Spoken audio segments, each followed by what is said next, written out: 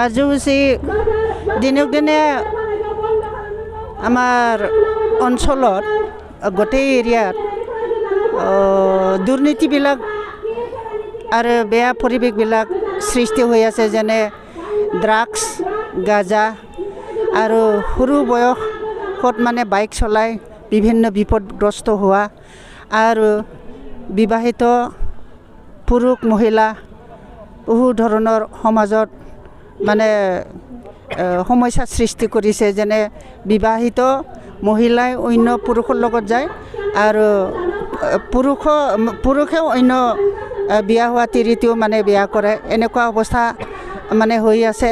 আৰু অঞ্চলত বিভিন্ন বেয়া বেয়া অভ্যাসবিলাক যেনে তীৰ খেলা আৰু জুৱা খেলা এইবিলাক বেছিকৈ দেখা দিছে। আকৌ সৰু সৰু বয়সৰ ল'ৰা ছোৱালী ছাত্ৰ ছাত্ৰী তেওঁলোকৰ মাজতো বহু ধৰণৰ মানে সমস্যাৰ সৃষ্টি হৈছে, মানে চাইল্ড ক্ৰাইমছটো বেছি ওলাইছে।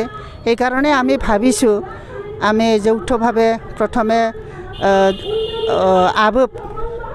আববে all Bodo women welfare federation আৰু ৰূপহী অঞ্চলৰ ৰূপহী প্ৰাইমাৰী তেওঁলোকে মিটিং এখন মাতি দিলে। তাৰপিছত আমাৰ ইয়াৰে ৰূপহী এৰিয়াৰ গোটেই ইণ্টেলেকচুৱেল যেনে গোটেই মানে কমিটি যেনে সাহিত্য, বাথৌ, এফচু, আবব আৰু বুদ্ধিজীৱী তেওঁলোক গোটেইকেইটা মানে আলোচনা হ'ল যে যৌথ এখন কমিটি গঠন কৰিব লাগে।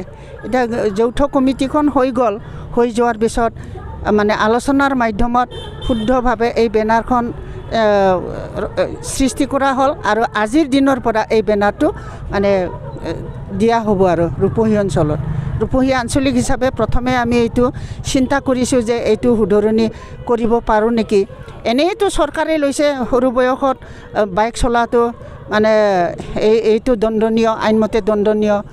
আৰু ড্ৰাগছ বেছি প্ৰচলন হৈছে, ড্ৰাগছ খাই মানুহবিলাকে অভাৱত জেনেৰেশ্যন একেবাৰে ড্ৰপছ হৈ যাব ধৰিছে।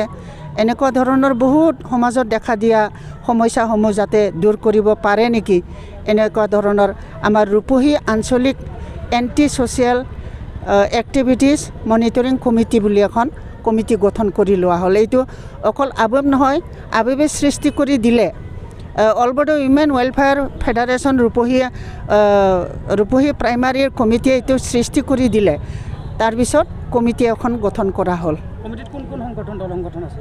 ইয়াত সাহিত্য আছে, বড়ো সাহিত্য আছে, এফচু আছে আৰু বাথৌ আছে আৰু বুদ্ধিজীৱী আছে। যিমান বাৰু মানে আমাৰ অঞ্চলৰ ৰূপহী অঞ্চলত যিমানবিলাক বুদ্ধিজীৱী আছে তেওঁলোকক লৈয়ে এই কমিটিখন গঠন কৰা হ'ল।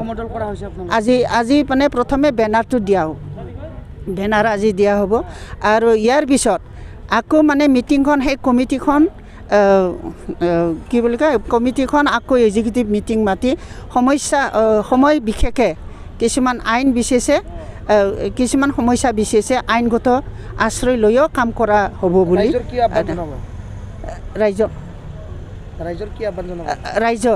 ৰাইজক মানে এতিয়া গাঁৱৰ ৰূপহী অঞ্চলৰ যিমানবোৰ গাঁও আছে সেই গাঁৱৰ প্ৰেচিডেণ্ট ছেক্ৰেটাৰীসকলক তেওঁলোকক এৱাৰনেছ কৰা হ'ব যে এনেকুৱা কৰিব নালাগে আৰু মিছামিছি অভাৱত কি বুলি কয় অভাৱত এইবিলাক দুৰ্নীতিত যাতে নাযায় আৰু অভাৱত আইনগত দণ্ডনীয় নহয়, সেইকাৰণে সাৱধানতা দিয়াৰ কাৰণে গাঁৱত এৱাৰনেছ কৰাৰ কাৰণে এইটো হাতত লোৱা হৈছে। অঞ্চলটোত এৱাৰনেছ কৰাৰ কাৰণে আজি আপোনালোকে সমদল বাহিৰ গৈছে, মহিলাসকলে অংশগ্ৰহণ কৰিছে, নিশ্চয়কৈ ভাল পদক্ষেপ।